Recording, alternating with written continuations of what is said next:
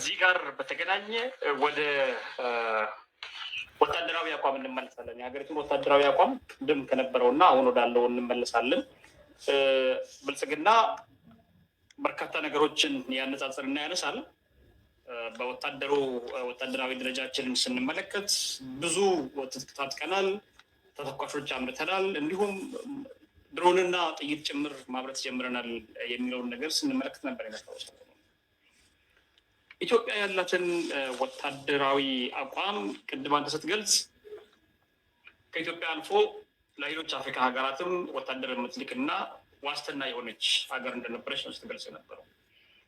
ዛሬ ያለውን የሀገሪቱን ወታደርና ቁመና ወይ ደግሞ የሀገሪቱን የጦር ሰራዊት ቁመና በምን መንገድ ነው የምትመዝነው?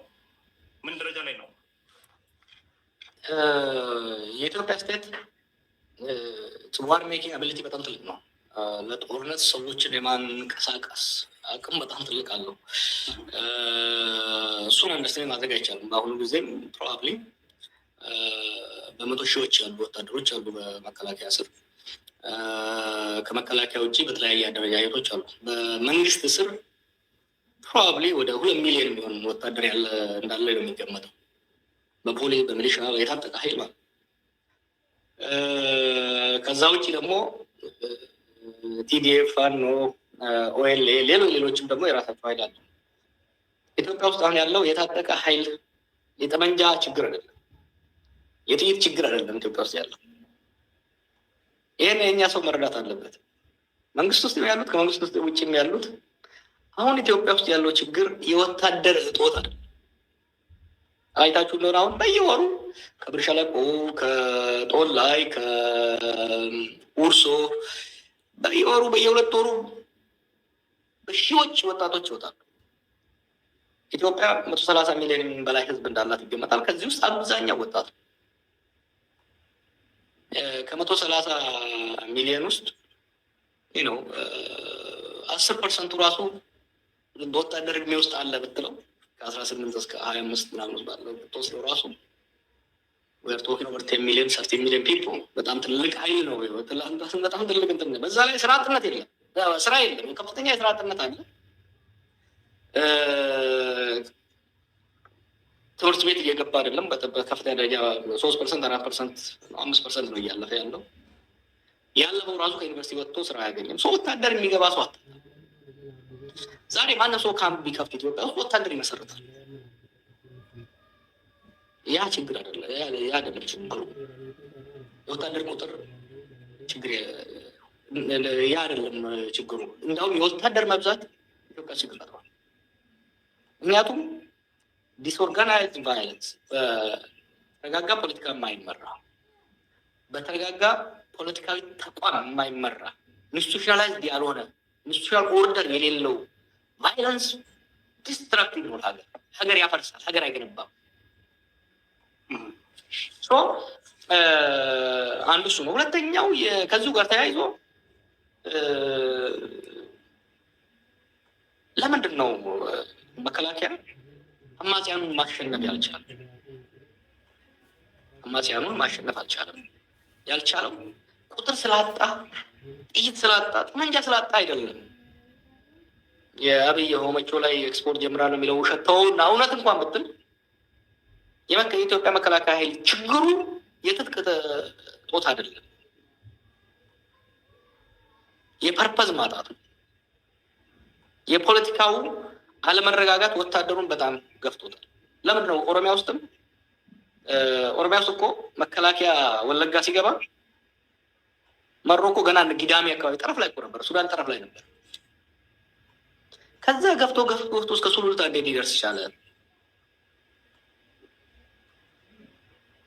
የሚለውን ወይ ደግሞ አማራ ክልል ውስጥ አማጽያኖቹ በቁጥር በልጠውት አይደለም፣ በትጥቅ በልጠውት አይደለም። ለምን ነው መደምሰስ ያቃተው ብለህ ማጠየቅ መቻል አለን። ቢኮዝ ፕሮፐር ካውንተር ኢንሰርጀንሲ ስትራቴጂ የለም። ካውንተር ኢንሰርጀንሲ ጸረ ሽምቅ 3 ኮምፖነንቶች አሉ፣ ፖለቲካዊ፣ ኢኮኖሚያዊ እና የጸጥታ ወይም ወታደራዊ። መከላከያ የሚመጣው አንዱን ለማስፈጸም የጸጥታ እርምጃ ለመውሰድ። የጸጥታ እርምጃ ብቻውን በቂ አይደለም። ከአማጺው ጋር ኮምፒቲቲቭ ሊሆን የሚችል የፖለቲካ ዲስኮርስ፣ የፖለቲካ ናሬቲቭ መኖር መቻል አለበት። ህዝቡ ወደ አማጺው እንዳይሄድ፣ ወጣቱ ወደ አማጺው እንዳይሄድ የተሻለ ዕድል በመንግስት ሊፈጠርለት ይገባል። ኢኮኖሚካሊ ማለት ነው። ኦሮሚያ ውስጥም ሆነ አማራ ውስጥ ብሎም ትግራይ ውስጥ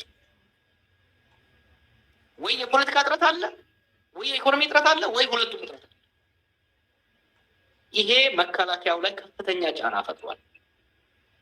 በተለይ ደግሞ የመንግስት ገዢ ትርክ እነ ዳንኤል ክብረት ያነሱታል። ፕሮፐር ግን ፍሬም ማድረግ አልቻለም። ገዢ ሀገራዊ ትርክ ዲቨሎፕ ማድረግ አለመቻል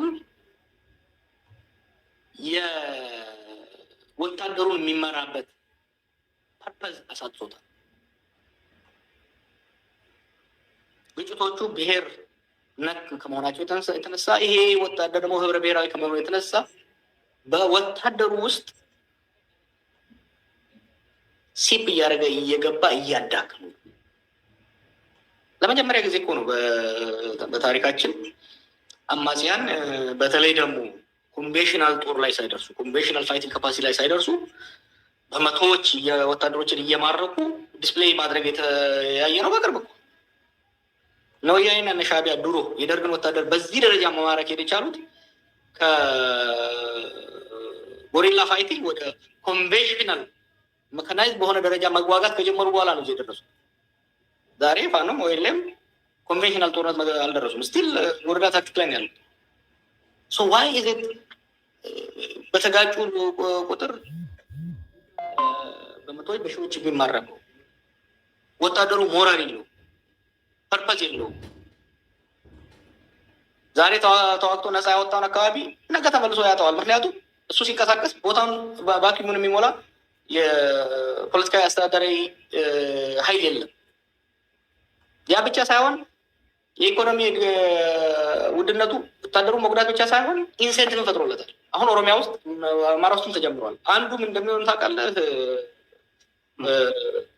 አማጽያኑ ትጥቅ እንዴት ያገኛሉ መሰለህ? የመከላከያ ወይም ደግሞ የፖሊስ አመራሮች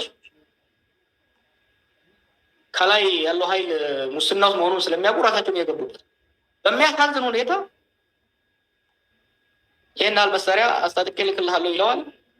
አማጺው የተወሰነ ገንዘብ ይሰጠዋል። በዛ መልኩ ያ ወታደር ሄዶ እየተመታ መሳሪያ የሚወስድበት ብዙ ጊዜ አሁን ጣት ሲቀሰር ሰማለሁ። ግብፅ አስታጥቃ፣ ኤርትራ አስታጥቃ ምናምን ይባላል። በአሁኑ ጊዜ የኢትዮጵያ አማጽያን የውጭ ኃይል ምንም እኮ ድጋፍ አያስፈልጋቸውም። ቢኮዝ ዘ ስቴት አት ዘ ሎወስት ሌቭል ዳዝ ኖት ኤግዚስት። የመንግስት አስተዳደራዊ መዋቅር በቀበሌ በወረዳ ደረጃ የለም። ያ ብቻ አይደለም። የመንግስት ወታደር ሚሊሻውም ሆነ ከሚሊሻ አልፎ ራሱ እስከ መከላከያ ድረስ ያለው የመዋጋት አሞት የለውም። አሁን ፐርፐዝ የለውም።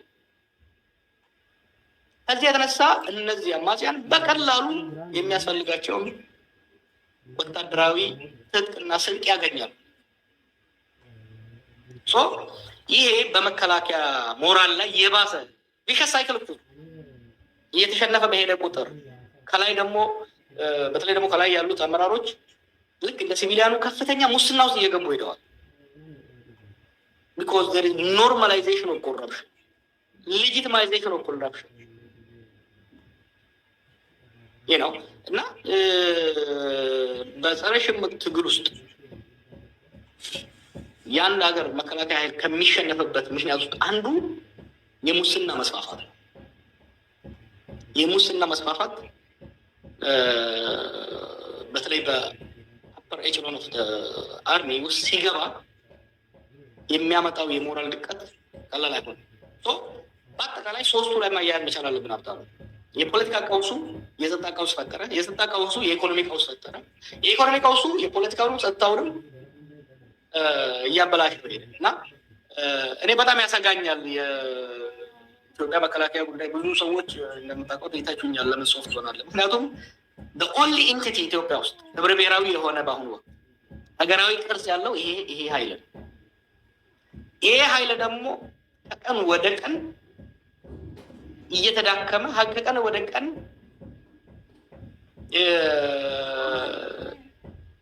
እየመነመነ ነው አቅሙ እየመነመነ ነው እያለ ያለው ቁጥሩ አይደለም ያልኩት፣ አቅሙ ተቋማዊ አቅሙ እየተዳከመ ነው እየሄደ ያለው።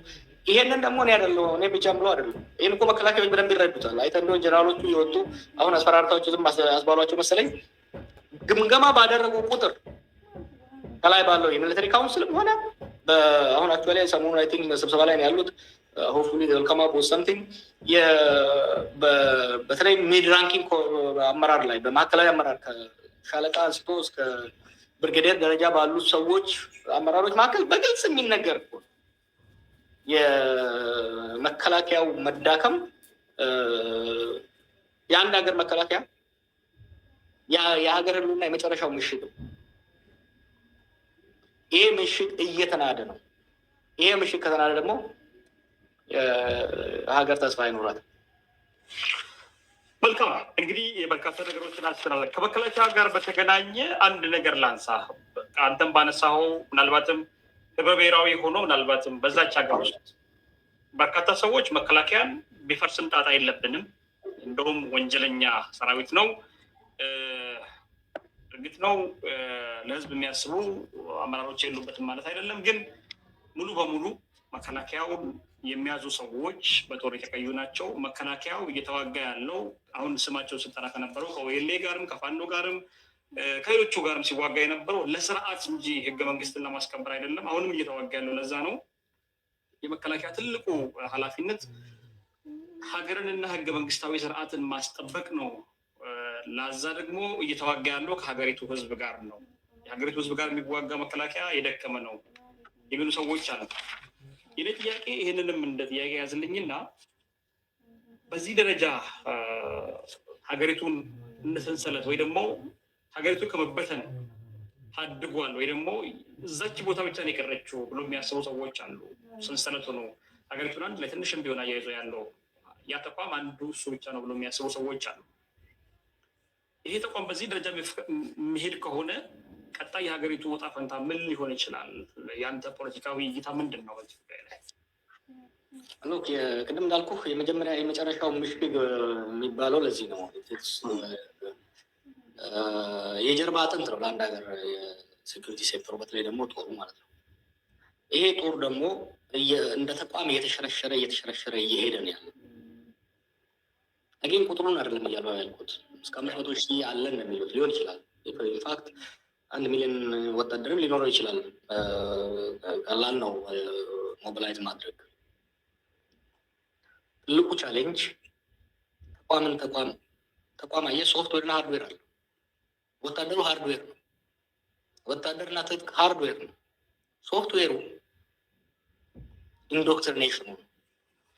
የዛሬ የኢትዮጵያ መከላከያ ለምድር የሚዋጋው በተለይ ደግሞ መከላከያ ሲመሰረት ዓላማው ፕራይመርሊ ከውጭ የሚመጣ ጥቃትን ለመከላከል፣ ሀገርን ከአደጋ ለመከላከል፣ ከውስጥ ደግሞ ከሎካል ሴኪሪቲ ከኖርማል ሴኪሪቲ ሀይል የወጣ ቻሌንጅ ሲመጣ ነው ኢንተርቪን የሚያደርገው። አሁን ዛሬ ያለው መከላከያ ግን ፕራክቲካሊ ኦሮሚያና አማራ ክልሎችን የሚያስተዳድረው መከላከያ። በነገራችን ላይ ትግራይንም እኮ እያስተዳደር ያለው የመከላከያ ጀነራሎች ናቸው። የኢትዮጵያ መከላከያ ኃይል የዛሬ 7 ዓመት በፊት የነበረው የኢትዮጵያ መከላከያ ኃይል ፕራክቲካሊ የጸጥታን፣ የአስተዳደራዊን፣ የእርዳታ መከፋፈልን፣ የናሽናልን ስራን እየሰራ ነው ያለው ኢትዮጵያ ውስጥ። ትግራይ ውስጥ ቲዲኤፍ በለው እንጂ እነሱም መከላከያዎች ናቸው። አማራ ውስጥ፣ ኦሮሚያ ውስጥ 3ቱ ክልሎች የሀገሪቷ 2/3 በላይ ናቸው፣ በቆዳ ስፋትም በህዝብ ብዛት። መከላከያ ለዚህ የተደራጀ ተቋም አይደለም። መከላከያ የድጋፍ ስራ ነበር ለአስተዳደራዊም ሆነ ለሎካል ሴኪሪቲ ከአቅማቸው በላይ ሲሆን ተፈጥሯዊና ሰው ሰራሽ አደጋ ሲፈጠር፣ ሰው ሰራሽ ማለት ለምሳሌ ከአቅም በላይ የሆነ አመፅ ሲፈጠር ለሾርት ታይም ይመጣሉ። ሰው ሰራሽ ጎርፍ፣ ሌሎች አይነት ነገሮች ሲመጡ፣ አሁን ግን ፎር ላስት 5-6 years ጦሩ ከህዝብ ውስጥ ገብቶ መጋጨቱ ብቻ አይደለም፣ ማለቂያ የሌለው ጦርነት ውስጥ ነው።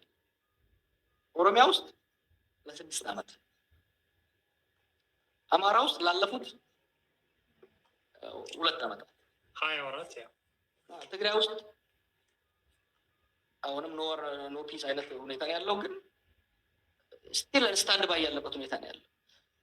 ይሄ የተቋሙን አቅም አንደኛ ተቋሙን በጣም ቢዚ አድርጎታል፣ ሸክም አብዝቶበት።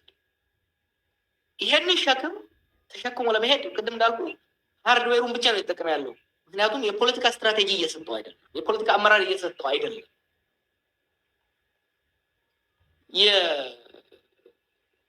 የፖለቲካ አቅጣጫ የለም፣ ስትራቴጂ የለም። ስትራቴጂ ቅድም እንዳልኩ ፖለቲካዊ፣ ኢኮኖሚያና የሴኩሪቲ ስትራቴጂ መኖር መቻል አለበት። ኢትዮጵያ አሁን ባለፉት 6-7 ዓመታት ይህ ናሽናል ሴኩሪቲ ስትራቴጂ እንኳን የላትም።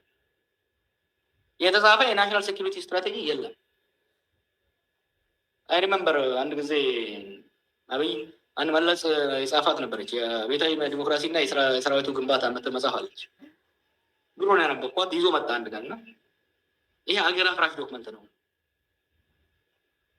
ይሄ ዶክመንት ነው የዚህ ሀገር ችግር መቀደድ አለበት ሲል፣ ቆይ ከመቅደድ በፊት በሌላ ነገር እንተካው፣ እናንብበውና በደንብ ከውስጡ መወሰድ ያለበትን ወስደን፣ ገንቢ የሆነውን ወስደን፣ አፍራሽ የሆነውን ከውስጡ ጥለን አዲስ የመከላከያ ግንባታ ሰነድ ይዘጋጅ። ከዛ በኋላ ይሄኛው መግደል ይቻላል። ከመግደል ራሱ ለታሪክ ይቀመጥ፣ ሸልፍ ላይ ማስቀመጥ ይቻላል አልኩት። ዊዛውት ኤኒ ፖለቲካል ስትራቴጂ፣ ዊዛውት ፕሮፐር ኢኮኖሚክ ስትራቴጂ እየተደረጉ ያሉ እነኚህ ማብቂያ የሌላቸው ጦርነቶች መከላከያው ላይ ከፍተኛ ጫና አድርገዋል። ይሄ መከላከያ ቢፈርስ ደንታችን አይደለም የሚሉት ኃይሎች they have to be very serious። ምክንያቱም አንድ ነገር ማፍረስ ቀላል ነው፣ መገንባት ከባድ ነው። እነመለስ ኢህአዴግ አንድ ካሰሩ ስህተት ውስጥ ትልቁ የደርግ ያሉትን ወታደር ሙሉ በሙሉ ማፍረሳቸው ነው።